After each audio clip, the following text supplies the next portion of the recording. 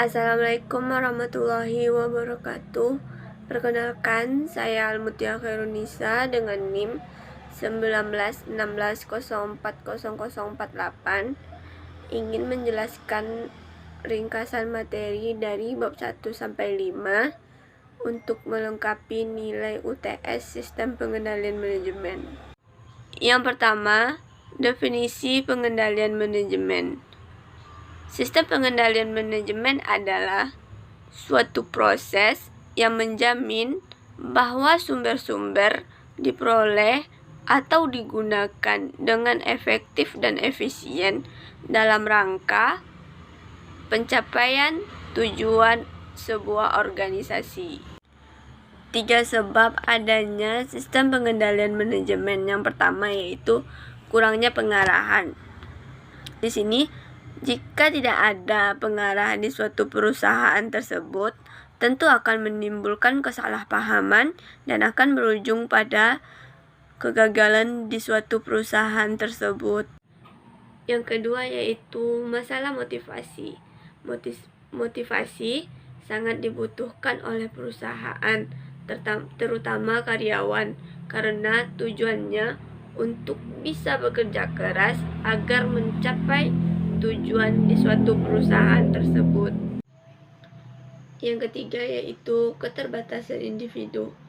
Keterbatasan individu ini terjadi karena kurangnya pengetahuan atau informasi oleh karyawan. Penyebab terjadinya kegagalan dalam sistem pengendalian manajemen ada 3, yaitu yang pertama kerugian finansial. Kerugian finansial adalah jumlah pengeluaran lebih besar daripada pendapatan, seperti contohnya inflasi dan pajak. Yang kedua yaitu rusaknya reputasi. Rusaknya reputasi menyebabkan terjadinya kegagalan dalam pengendalian, akan berdampak buruk terhadap nama baik di suatu perusahaan tersebut.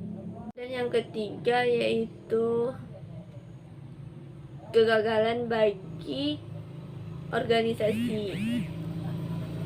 Kegagalan bagi organisasi terjadi jika pengendalian manajemen gagal bagi organisasi, maka bisa mengakibatkan terjadinya kebangkrutan di perusahaan tersebut.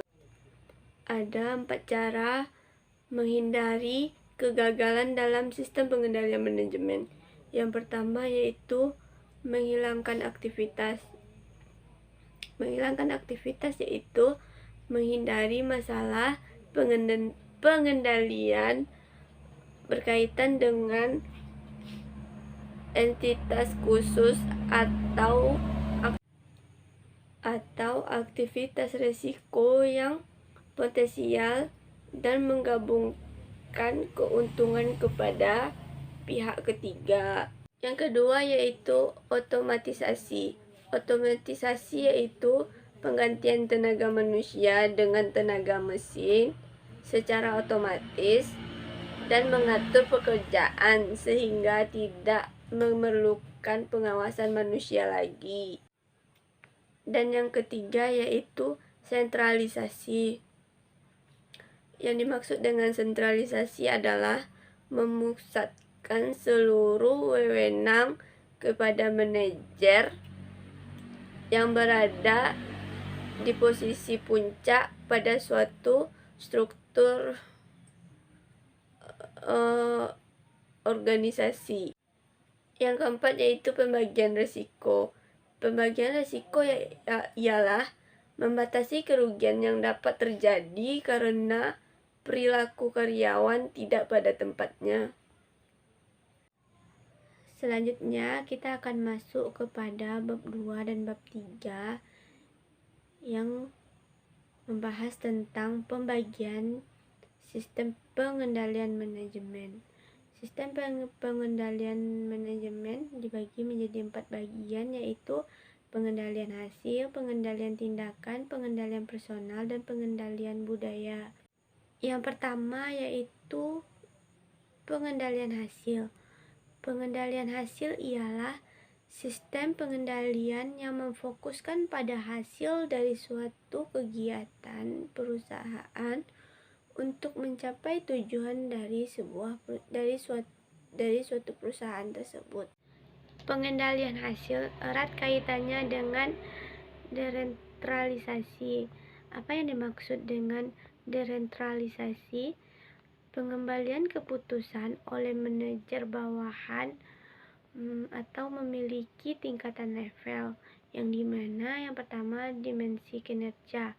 Dimensi kinerja yaitu faktor penunjang atau faktor pendukung apa saja yang membuat kita berhasil. Dan yang kedua yaitu pengukuran kinerja. Pengukuran kinerja ada keuangan dan ada non-keuangan. Ada keuangan yaitu tercapainya sebuah laba perusahaan.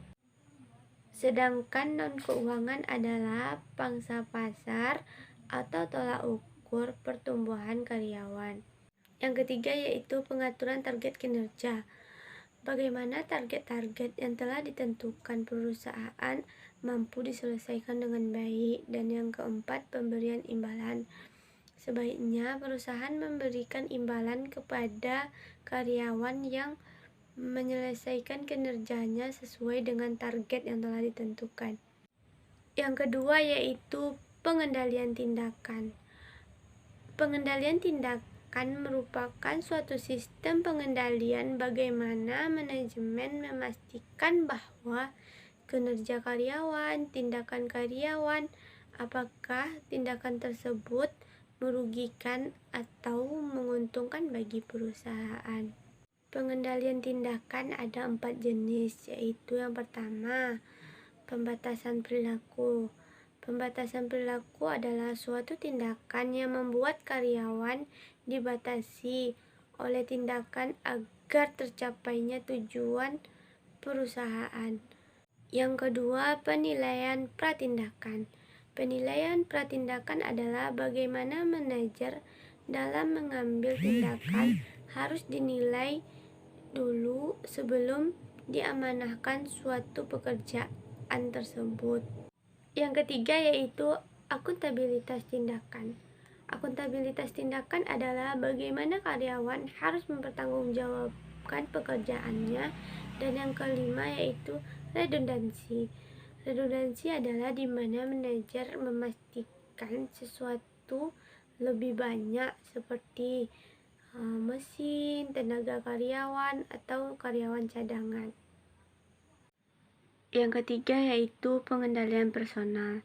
Pengendalian personal yaitu bagaimana si karyawan meyakini dirinya, memotivasi dirinya bahwa dia sudah bekerja sesuai dengan ketetapan perusahaan untuk berkontribusi bagi perusahaan. Bentuk dasar pengendalian personal dibagi menjadi 3 bagian, yaitu yang pertama, seleksi penempatan. Memastikan bahwa seseorang dapat bekerja sesuai dengan kemampuannya, tempatnya, dan sesuai dengan keahlian yang dimilikinya. Dan yang kedua yaitu pelatihan. Memberikan pengetahuan kepada karyawan terlebih dahulu. Dan yang ketiga yaitu desain pekerjaan dan persediaan sumber daya yang dibutuhkan. Di sini bagaimana manajer memastikan karyawan bisa menyelesaikan pekerjaannya dengan nyaman, tentram, dan damai. Dan yang keempat yaitu pengendalian budaya. Pengendalian budaya adalah bagaimana manajemen memastikan budaya perusahaan dijalankan sampai ke karyawannya hingga tercapai sebuah tujuan dari perusahaan tersebut. Bentuk-bentuk dasar pengendalian budaya yaitu terbagi menjadi 5 bagian. Yang pertama yaitu kode etik. Kode etik adalah hal-hal yang menjadi batasan bagi seseorang dalam bertindak di suatu perusahaan tersebut. Dan yang kedua imbalan. Imbalan adalah apa yang kita dapat setelah melakukan sesuatu pekerjaan. Contohnya yaitu pemberian bonus kepada karyawan. Yang ketiga, transfer antar perusahaan.